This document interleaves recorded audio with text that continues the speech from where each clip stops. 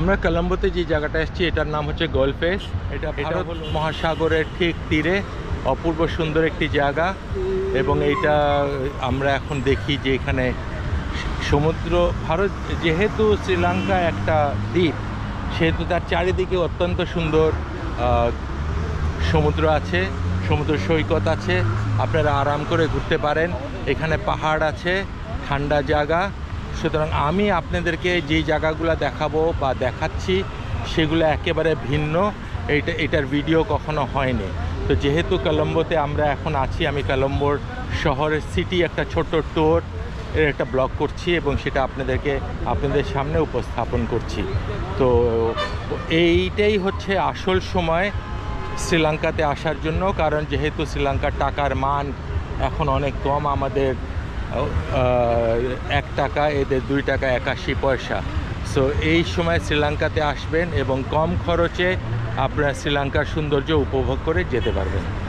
So এখন আপনাদেরকে আমি নিয়ে দেখাচ্ছি জায়গাটা, দেখেন কত সুন্দর।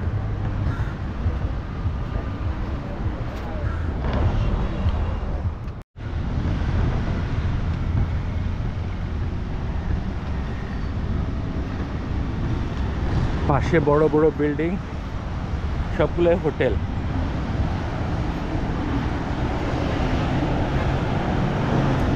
পার হলাম শাংরিলা হোটেল, তারপরে এইটার সামনে গাড়ি দাঁড়ানো তাই দেখতে পাচ্ছি না।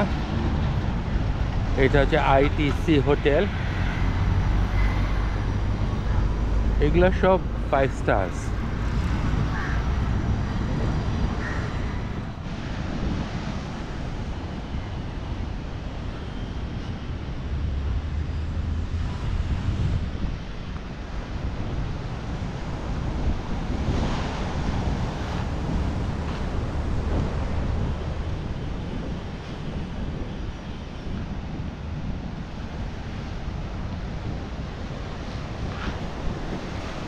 সমুদ্রের পাড়গুলা বাঁধানো এবং এখানে বসার জন্য জায়গা আছে, হাঁটার জন্য জায়গা আছে এবং ছোট্ট একটি কফি শপও আছে এখানে। এরা শহরটাকে ডিজাইন খুব ভালো করে করেছে।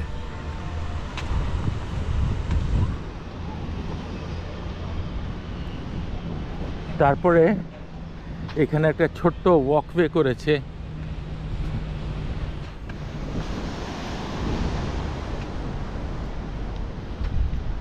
যেই ওয়াকওয়েতে করে আপনি মোটামুটি বেশ কিছু দূর যেতে পারেন।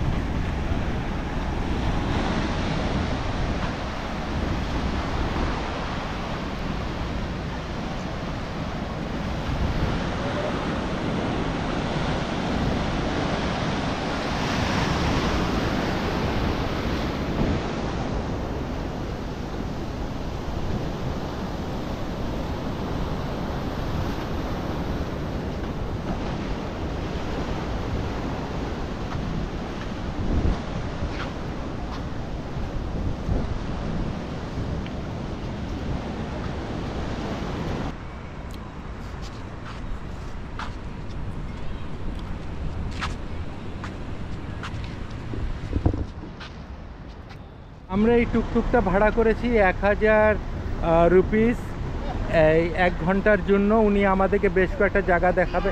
Brother, what's your name? My name is Mohammad Rimza. Mohammad Rimza. উনি রোজা রেখেছেন। এটা হচ্ছে ওনার এই সিএনজি।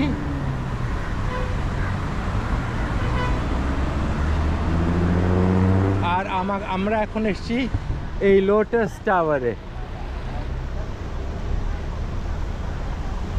শ্রীলঙ্কার এই লোটাস টাওয়ারটা অত্যন্ত ফেমাস, কিন্তু সবচেয়ে দুঃখজনক ব্যাপার হলো এখানে ঢুকতে হলে আপনাকে জনপ্রতি 20 আমেরিকান ডলার গুনতে হয়, যেটা আমার পক্ষে সম্ভব না।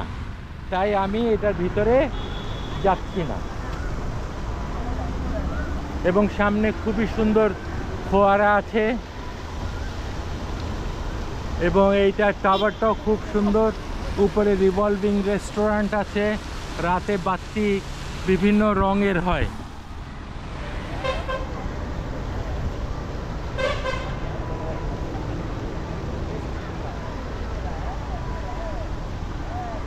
প্রচণ্ড পর্যটকরা এখানে আসছেন।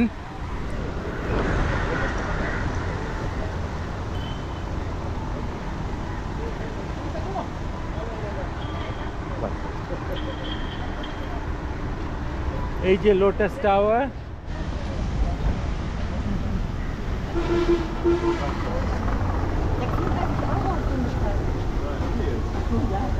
এটার টাইমিং হচ্ছে সকাল 9টা থেকে রাত 9টা পর্যন্ত, আর উইকএন্ডসে হচ্ছে সকাল 9টা থেকে রাত 10টা পর্যন্ত। আর টিকিট প্রাইসেস হচ্ছে বড়দের জন্য $20, যেটা শ্রীলঙ্কার 6200, আর 10 বছরের উপরে টিকিট লাগে।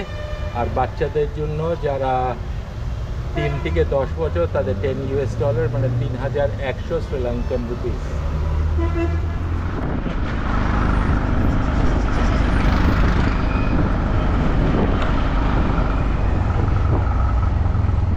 এটা হচ্ছে শ্রীলঙ্কার টাউন হল।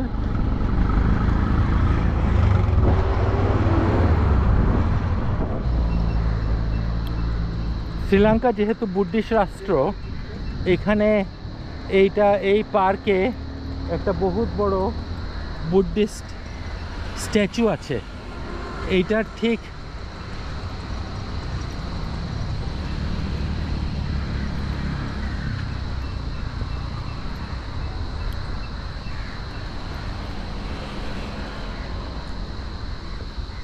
তবে এখন ড্রাই সিজন, যার জন্য গাছপালাগুলো সব শুকিয়ে গেছে। তবে আর্কিটেকচারাল ডিজাইনটা অত্যন্ত সুন্দর।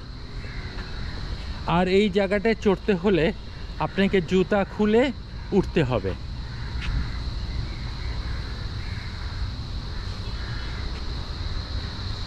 আর এইটা ঠিক উল্টা দিকে আপনার টাউন হল। এটা সম্পূর্ণ ব্রিটিশ ডিজাইনে তৈরি করা।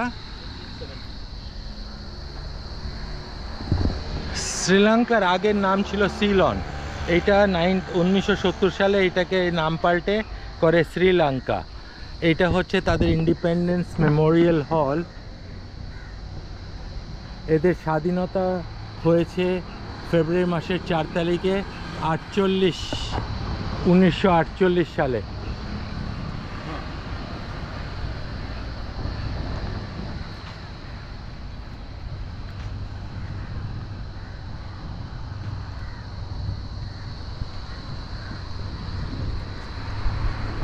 Symbol of Sri Lanka. এই যে বাঘ, কত সুন্দর পাথর দিয়ে বানিয়েছে, কত বছর পুরানো।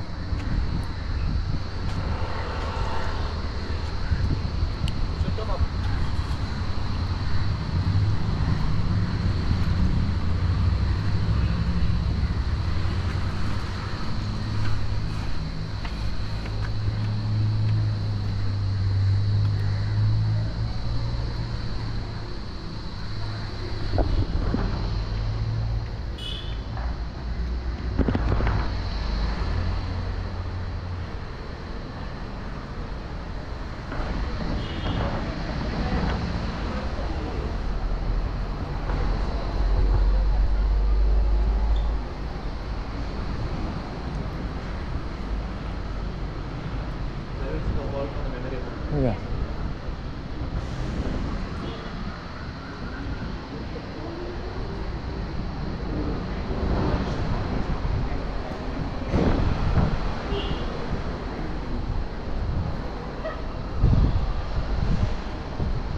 অপূর্ব সুন্দর পার্ক। আর আমরা বলি এরা গরিব। হ্যাঁ, এরা গরিব হতে পারে, কিন্তু দেশটা অপূর্ব সুন্দর। এটা মানে আপনারা না আসলে বুঝতে পারবেন না। তবে আপনাদের এখনই আসার সময়, কারণ আমাদের টাকার মান খুব ভালো। কিছুদিন পরে শ্রীলঙ্কার ইকোনমি যদি রিভাইভ করে, তাহলে কিন্তু আমাদের জন্য ওইটা হয়ে যাবে, খরচ বেড়ে যাবে। Come this way. Come down here. No, এখানে যে মূর্তিটা দেখছেন, এটা স্টিফেন সেরানায়কার। এ হচ্ছে father of the nation of Sri Lanka. আগের নাম ছিল সিলন। এটা 1942 থেকে 1947 পর্যন্ত উনি ছিলেন।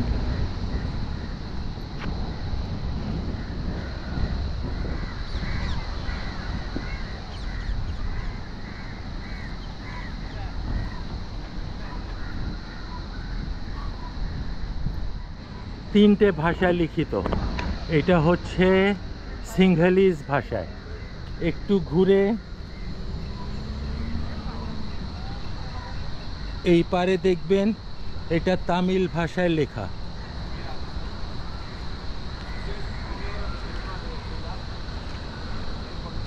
আর তারপরে ওই পাশে ইংরেজিতে লেখা।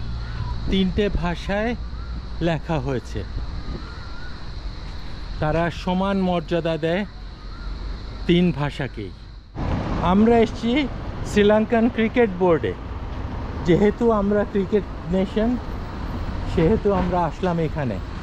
এটা হচ্ছে ক্রিকেট মিউজিয়াম তাদের।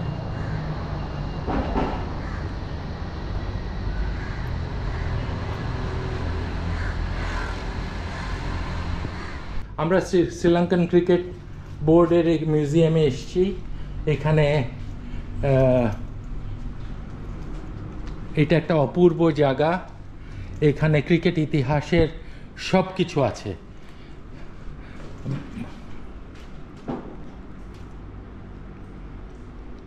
এই যে যতগুলা ট্রফি শ্রীলঙ্কা জিতেছে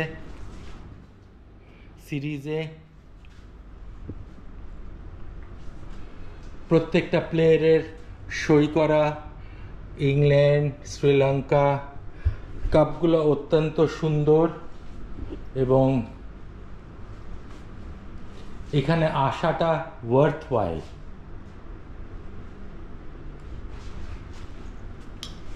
আর এই যে বিশ্বকাপ জিতা দলের আইসিসির যারা খেলেছিল, এই যে বিশ্বকাপ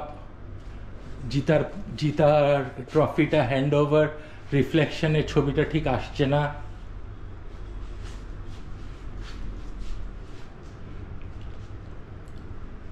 জয়সূরিয়া,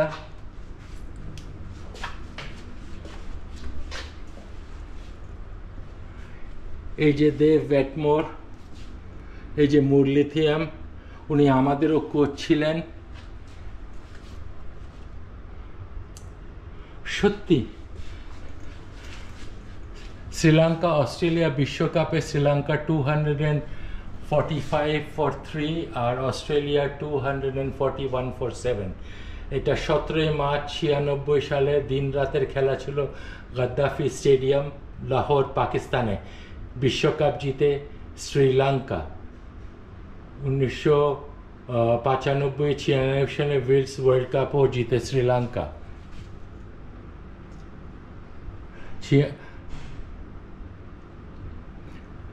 টস জিতেছে series cricket world cup season 95-96। Toss জিতেছিল শ্রীলঙ্কা, ব্যাট করতে নেমেছিল। 50 ওভারের খেলা। আম্পায়ার ছিলেন স্টিভ বাকনার আর ডেভিড শ্যাপার্ড। টিভি আম্পায়ার ছিলেন মিচলি আর ম্যাচ রেফারি ছিলেন ক্লাইভ লয়েড।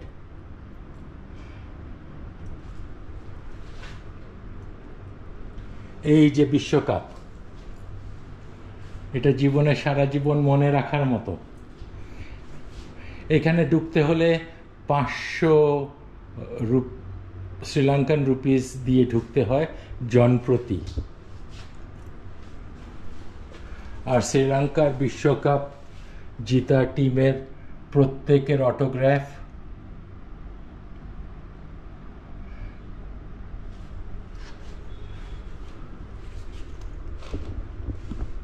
বিশ্ব চ্যাম্পিয়ন এবং কারা কারা ছিলেন তাদের প্রত্যেকের ছবি এখানে আছে।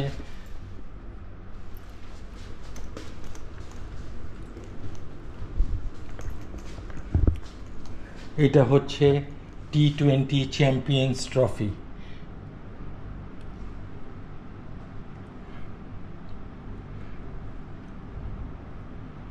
এটা শ্রীলঙ্কা জিতেছিল 2014 সালে আমাদের দেশে শেরে বাংলা ন্যাশনাল স্টেডিয়াম মিরপুরে শ্রীলঙ্কা করেছিল 134 উইকেটে 17.5 ওভারে।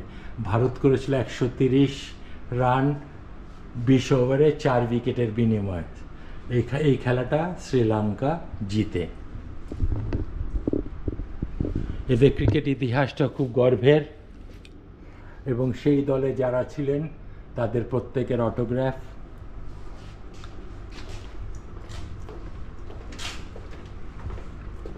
What is his name? I forgot. Malinga. হ্যাঁ, মালিঙ্গার এটা।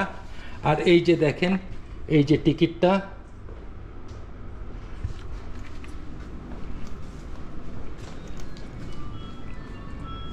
these are what series? It's all trophies.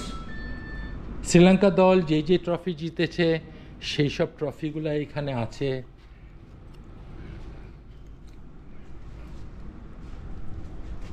Sri Lanka দলের যেসব ক্যাপ্টেন ছিল তাদের নাম এবং টেস্ট প্লেয়ার্স যারা খেলেছে শ্রীলঙ্কার পক্ষে তাদের নাম, ওয়ানডে যারা ক্যাপ্টেন ছিলেন ওনাদের নাম, T20-তে যারা ক্যাপ্টেন ছিলেন ওনাদের নাম, তারপরে মহিলা দলে যারা ক্যাপ্টেন আছেন বা ছিলেন তাদের নাম। আর এই যে এখানে দেখেন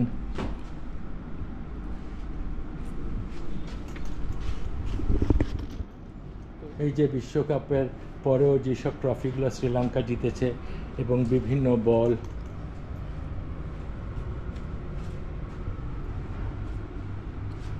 আপনারা কলম্বোতে আসলে এখানে অবশ্যই আসবেন। 500 রুপিস নেয় এটার এই ঢোকার জন্য। আশা করি আমার এই ব্লগটা আপনাদের ভালো লেগেছে কলম্বো সিরিজের। এরপরে আমরা আরেকটা জায়গায় আপনাদেরকে নিয়ে যাব, শ্রীলঙ্কার আনাচে কানাচে ভালো ভালো জায়গা আপনাদেরকে ঘুরিয়ে দেখাচ্ছি। আমার মনে হয় এই জায়গায় এর আগে কখনো কোনো ব্লগ হয়নি, হয়ে গেল তাই। তবে আমার এখানে আসাটা একান্ত সার্থক এবং আশা করি আমার কাছেই থাকবেন এবং আমার ব্লগগুলো দেখার জন্য আপনাদের সকলকে আমন্ত্রণ রইল এবং শ্রীলঙ্কা থেকে কলম্বো থেকে বিদায় নিচ্ছি। ভালো থাকবেন, সুখে থাকবেন।